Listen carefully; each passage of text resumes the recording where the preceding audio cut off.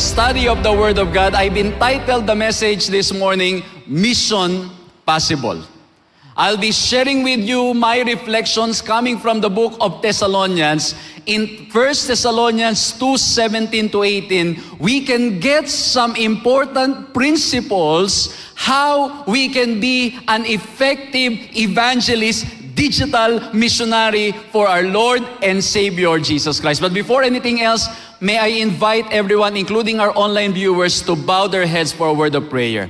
Our great God, Heavenly Father, we come before your throne of grace. We admit that we are sinners. We are unworthy. We do not deserve to be here. And yet, because of your grace, because your grace abounds, your grace is so much, it's wonderful, Lord. And that's the reason why we are here. And Lord, we pray that may the Holy Spirit speak to us. And as we continue with this training, as we begin with the study of the Word, may we be empowered to give everything, all for your glory. Lord, speak to us. Be with us. In Jesus' name we pray. Amen. The text that I'm referring to can be found in 1 Thessalonians 2:17 to 19. At dito ko po kukunin yung mga prinsipyo how we can be a successful digital missionary or how we can be equipped to be serving the Lord online. At ang sabi po sa 1 Thessalonians 2:17 to 18, but since we were torn away from you, brothers, for a short time, in person, not in heart, we endeavored the more eagerly and with great desire to see you face to face, because we wanted to come to you. I, Paul, again and again, but Satan hindered us. For what is our hope or joy or crown of boasting before our Lord Jesus at His coming? Is it not you? For you are our glory and our joy. As we know, and if we look at the context of this passage, Paul wanted to visit them again. But because of some circumstances, he was not allowed to go. And you see, I like how he tried to phrase his words, how he wrote these things, because in here we can get important principles to be successful when it comes to using technology for the glory of God. I like the quotation coming from Ellen White that says, the gospel is to be presented not as a lifeless theory, but as a living force to change the life. God desires that the receivers of His grace shall be witnesses to His power. But that can only happen if we are connected to God. Because it remains to be lifeless. It remains to be boring if God is not there. If God is not with us, no matter how skillful you are, no matter how eloquent you are, if God is not in the midst of our ministry, it remains to be lifeless. It remains to be boring. But when Christ is there, He gives us the power.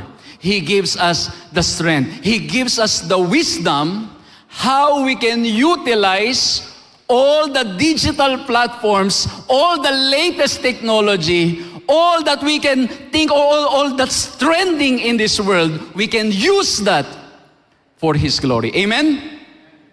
And so, let me continue. And as usual, in my presentation, I only share 3 points.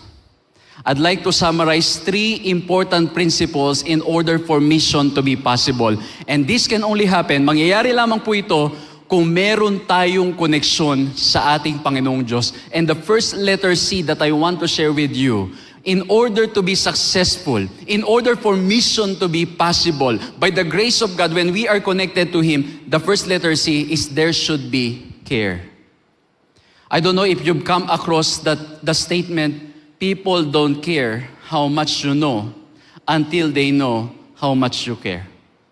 Kahit gaano ka karaming alam, pag wala kang pagpapahalaga, if you don't care about people, people will not listen to you. And look at Paul, how he showed his care to the people. He said, but since we were torn away from you, brothers, for a short time in person, not in heart, we endeavor the more eagerly with great desire to see you face to face. Kung mapapansin niyo po dito, ang sinasabi ni Pablo, miss na miss ko na kayo. Na-separate man tayo, pero sa aking puso, lagi kayong nandoon. Alam niyo, habang binabasa ko to, feeling ko nanliligaw si Pablo eh. Parang nanliligaw. Imagine mo yung mga words na yan, kung gagamitin mo sa panahon ngayon, we may be separated now, not in person, but not in heart. Di ba? Parang nanliligaw si Pablo. And so, he is showing his care. And as I try to look at this, when he said he will be separated for a short time, I look at that passage, the Greek word that was used was aphorphaniso. And that Greek word aphorphaniso, you can see the word orphan. When Paul was not allowed to go to them, to the Thessalonians, he felt that he was an orphan. He felt that he was alone. He felt that, alam niyo, naramdaman niya na para bang mag-isa lang ako.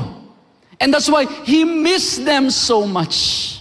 Brothers and sisters, I believe that successful ministry in the digital world requires that we love and we truly care for people. Because if we truly care and love people, we will find ways how to reach out to them. Pag mahal mo yung isang tao, gagawa ka ng paraan para nang sa ganon, ma-reach out nyo sila. Alam nyo mga kapatid, I've been traveling so much this past few weeks or these past few days. Sinasabi ko nga doon sa aking mga kasama, I think just this year, ito lamang po, it's only August. But I think I've already, nakasakay na po ako, I think, ng more than 50 flights just this 7 months or 8 months. Traveling so much because we are covering the 45 countries of Asia-Pacific region. At alam nyo mga kapatid, ang pinakamahirap ay yung nakalimutan kong mag-subscribe sa internet dun sa lugar na yon. And when I arrive in the country, I don't have ways how I can reach my family. Napakahirap. And my wife even mentioned to me, there was a time mga kapatid, I have to travel by land for 12 hours. My plane, 8 hours ang plane, and I have to travel by land for 12 hours.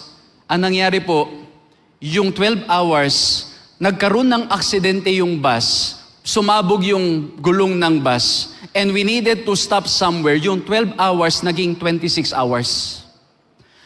Tapos wala akong internet. Just imagine the feeling of my wife.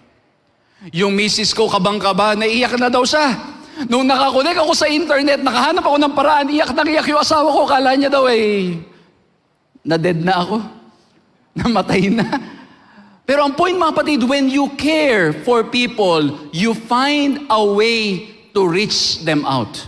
That's why you can learn all the techniques when it comes to writing. You can learn all the techniques when it comes to using social media platforms. You can learn all the techniques how to be an effective digital evangelist. You can learn all the techniques na ituturo namin sa inyo. But if you don't care about people, it will be useless. It will be lifeless. And that's why, brothers and sisters, we need to care for people. And as we continue, according to Nicole F.D., the Greek word suggests the intimate relationship, family relationship existing between Paul and his converts. When circumstances separated them, each member felt as if the family was broken up. He felt that the family was broken up. And then according to Ellen White, I'm not sure why it's not moving, but in my computer it's moving. Ellen White says, listen to this, although you cannot read, please listen carefully. Love for lost souls brought Christ to Calvary's cross. Love for souls will lead us to self-denial and sacrifice for the saving of that which was lost. It's love that will move us to care for people. It's love that will move us to reach out people. My question to you, my brothers and sisters, Do you have that love that comes from Jesus, that extends to the people around you, that moves you to want to reach more for Him? Meron bang pag-ibig sa ating puso that we want to reach more souls for His glory? I remember, just to share with you mga kapatid, I remember when I was starting ako po ay na-convert to Adventist year 2004.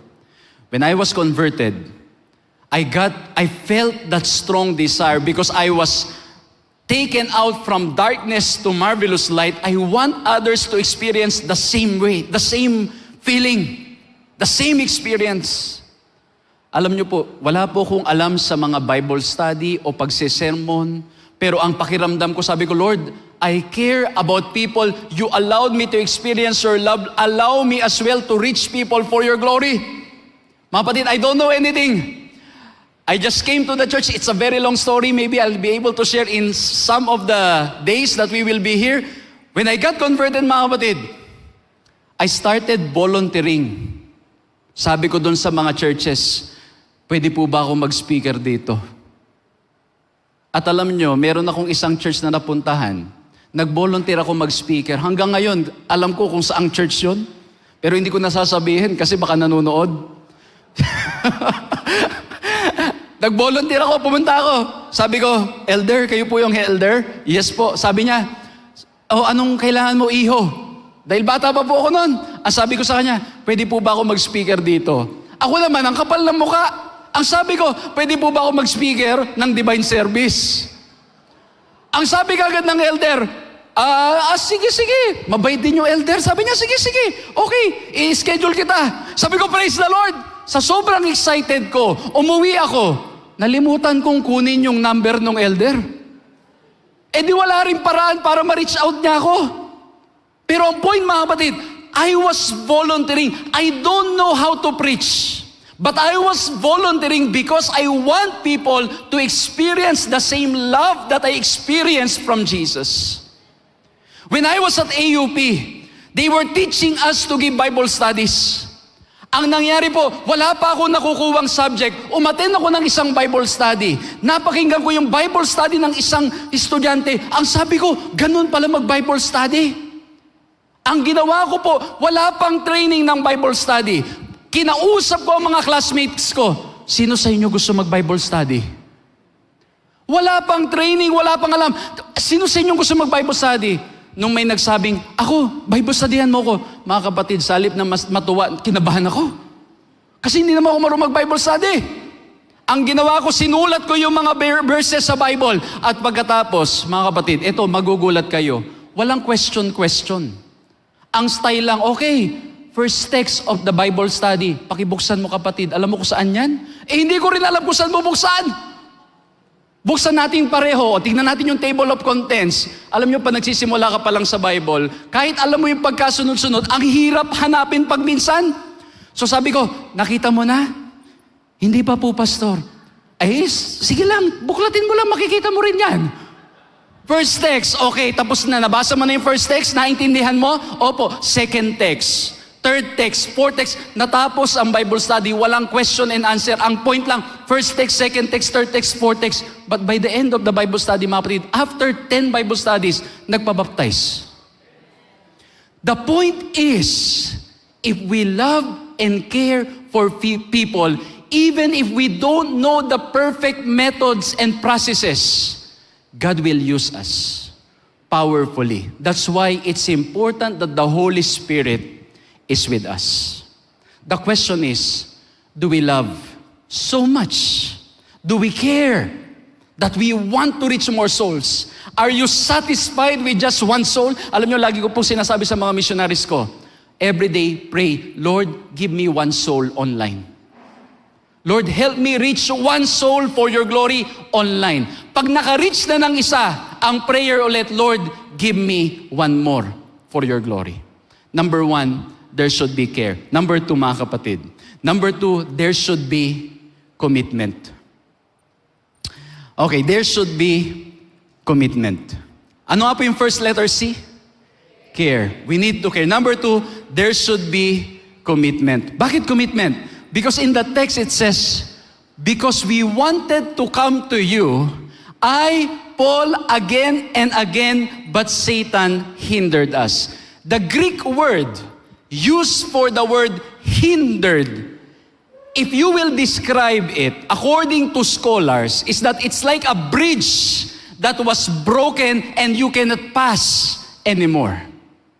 Kumaga parang binagyo o nagkaroon ng earthquake, the bridge broke down and you cannot pass anymore. Which means, mga kapatid, nung sinabi ito ni Pablo, it was already impossible, really impossible for him to go again. But what I like here, that's why I pick up the word commitment, because he said, ang sabi niya po dito, mga kapatid, ang sabi niya dyan, we wanted to come to you, I, Paul, again and again.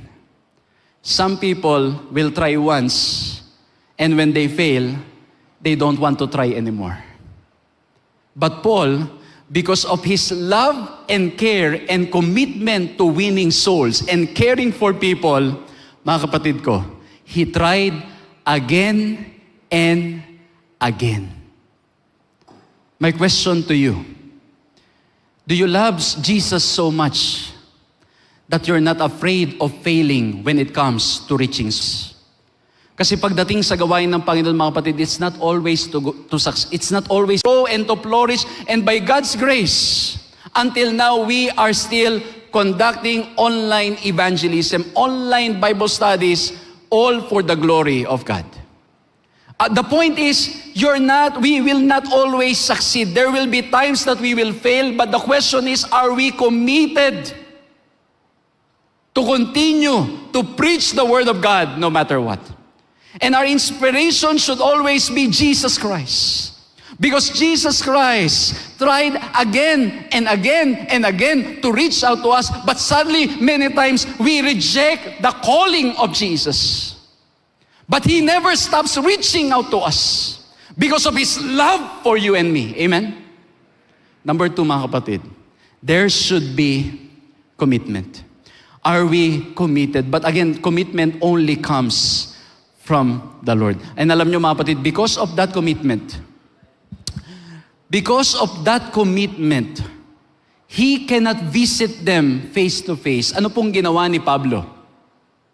Anong ginawa ni Pablo, mga kapatid? Hindi siya makapunta, nagsimula siyang magsulat. Nakikita nyo na ba yung drive ko, mga kapatid? Where I'm going with this point? He cannot go, he started writing. This time we cannot go, we can record a voice message, we can send an email, we can attend a Zoom meeting, we can conduct evangelism and Bible studies. Hindi man tayo makapunta, we have all these latest gadgets, technologies, and social media platforms that we can utilize for the glory of God. Kaya hindi na magiging excuse yung hindi tayo makakapunta. Dahil, alam mo yun, kahit naalala ko one time, mga kapatid, I got delayed in my flight. Ang ginawa nung pupuntahan kong bansa, okay, Pastor, dyan sa airport, mag-zoom na lang tayo. O sige, zoom na lang tayo dito ako magpe-preach. Ang problema ko lang, mga kapatid, pag nagpe-preach ako, maingay. Makakaistorbo talaga sa mga paligid. Ewan ko, minsan sasabihin ko sa sarili ko, pag magpe-preach po ako, relax lang ako ngayon, relax lang. Pero pag nandun na, talagang hindi mo mapigilan. Ang point, mga kapatid, we have all the means and technology to keep going. The question is, do we care? And are we committed to learning and using all these latest gadgets for the glory of God? Because if we care, we will desire to learn those gadgets, those techniques, so that we will be effective in our mission. Mga kapatid, it requires commitment. Ang character na meron tayo, aside from care, it's commitment. But that can only happen if we are connected to Christ. Because if we are connected to Christ, He gives us the commitment to reach out to the people around us. Many times we will fail. Many times there will be troubles and problems. If you look at the story of Paul, that's what happened to him. In his story, in his writing, he said, there were many times that I'm out in the blue. I don't know where to go. There were many times that I don't have a place to stay. There were many times I don't have any food to eat. There were many times na wala akong magawa, wala akong mapuntahan. Ako'y pinapalo, ako ay sinasaktan, ako'y nagugutom, ako'y nalalamigan, ako'y naiinitan. Ano man ang aking karanasan, it's okay because I'm doing this all for the glory of God. Amen? Can we say the same words? Lord, it's okay. Even if I'm persecuted, even if I don't have food to eat, it's okay. As long as I am doing this for your glory. Number one, mga kapatid, there should be care. Number two, there should be commitment. And commitment only comes from the Lord. I hope that if you fail today, you will try again. Sabihin nyo ngayon katabi ninyo. Yung mga nanonood din, sabihin nyo katabi nyo, please try again.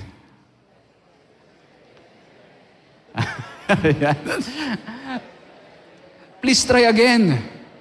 Don't give up. Because the enemy wants us to give up. Number one, care.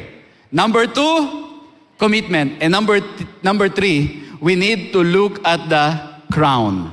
Bakit crown? In 1 Thessalonians 2:19-20, it says, "For what is our hope or joy or crown of boasting before our Lord Jesus at His coming?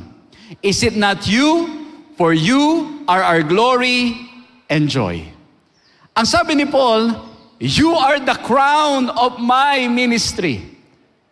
Pero ako mga kapatid, nagtataka ako because when I studied the book of Paul, all of his writings, most of the time, he would say that his crown is Christ. But in this particular text, he said, my crown is you. My crown, my reward are those people who have accepted Jesus as their Lord and Savior. That's why according to one scholar, it was unusual for Paul to identify believers as his hope, especially in a context of anticipating the second coming of Christ. It's unusual. That's why many scholars who uses higher criticisms of the Bible, they say that Paul is not the author of Thessalonians. Sabi nila, hindi si Pablo ang sumulat niyan. Kasi si Pablo, madalas si Kristo ang kanyang crown. Bakit dito ang sinasabi niya, ang crown ay yung mga tao sa kanyang paligid? But mga kapatid, honestly, there's nothing wrong with the writings of Paul. Because Paul is referring to the crown of this world. Because normally, tayong mga tao, we want or we desire the earthly crown. Di ba pag tumatakbo ka, you want to get the medal. When you're participating in a game, you want to win the medal. Alam nyo mga kapatid, sabi nila ngayon daw, we praise the Lord for our gymnastic na nanalo ng gold. At ngayon, lahat ng mga tao yata gusto na lang mag-practice ng gymnastic. Kung ano-anong napapanood ko sa social media ngayon, sabi nila, may tatalon, tapos biglang, gaganon lang. Yun daw ang first practice, yung landing. Yun lang ang pinapractice. Tapos siya tanong, anong ginagawa mo? Nagpa-practice na ako ng gymnast. Di ba? Because you want to get the goal. At yung iba, ang sabi nila, mag-gymnastic na lang ako. Ayoko na ng basketball. Bakit? Isang gold, 10 million. Di ba mga kapatid? There's this earthly crown. And Paul is saying, my earthly crown, of course, his crown has always been and will always be Jesus. But when it comes to earthly crown, his desire is to win people, to see people in the kingdom of Christ when Jesus comes for the second time. Mga kapatid, I hope that time will come. Mas magiging masaya tayo sa mga kaluluwang nadadala sa paanan ni Kristo kesa sa mga kayamanan ng sanlibutan. I hope that time will come that we will be ready to use all our resources, all for the purpose of winning souls for God's glory. And alam niyo mga kapatid, I thought it's impossible. But I met some members of the church. One member of the church here in the Philippines built a company. At ang nangyari mga kapatid, yung company niya, ang purpose, itaas lang si Kristo, and 50% of the income of the company goes for evangelism.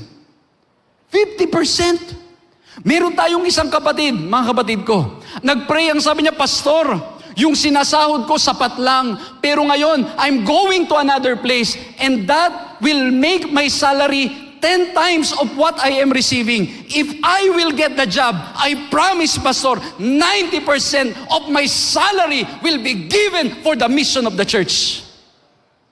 At ang nangyari mga kapatid, natuloy ang kapatid. Natuloy. At alam nyo mga kapatid, sa dami ko nang pinag-pray ng ganyan, Doc, madalas malilimutan eh.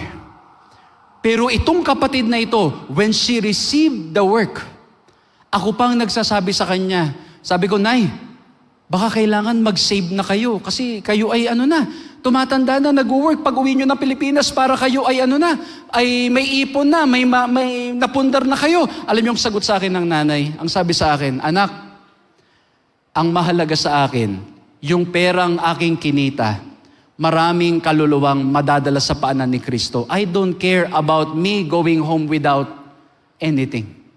As long as souls are being brought at the feet of Jesus because of the salary that I am earning. Mga kapatid, I hope that time will come. And it's already coming.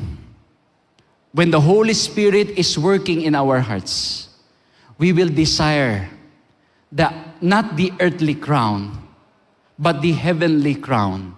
And our joy will always be that souls have been brought at the feet of our Lord and Savior, Jesus Christ.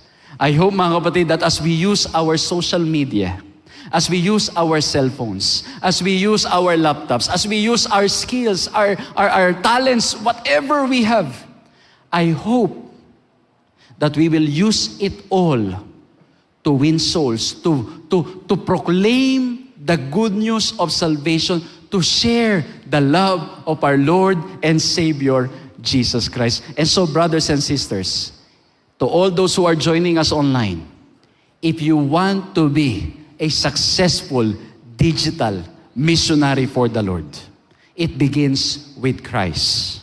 And when Christ is in our hearts, the 3 letter C's will also be a part of us. Or it will also manifest in our lives, which is number 1, there will be care. We will care for people. Number 2, we will be committed.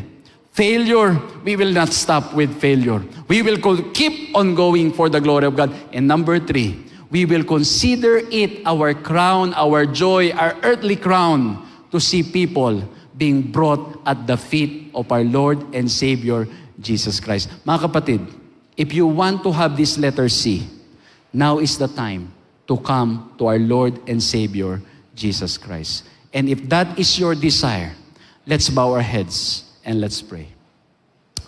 Ama po naming Diyos, dakila't makapangyarihan sa lahat. Maraming salamat po na kami inyong pinaalalahanan that it's all about you. It's all because of you. Lord, help us to have the same care, same commitment, and consider it our crown to win souls for your glory. Lord, tulungan niyo po kami because we cannot do this on our own. It's only possible through your grace. And so, Lord, accept our surrender. Accept our recommitment. Accept, Lord, ang aming pagtatalaga, pagpapasakop sa inyo. Pangunahan niyo po kami at ang pangalan ng aming Panginoong Jesucristo ang maitaas sa lahat ng aming ginagawa. And as we continue learning and growing, Lord, may Jesus be magnified and glorified. Thank you, Lord, for loving us. Continue to be with us. In Jesus' name we pray. Amen.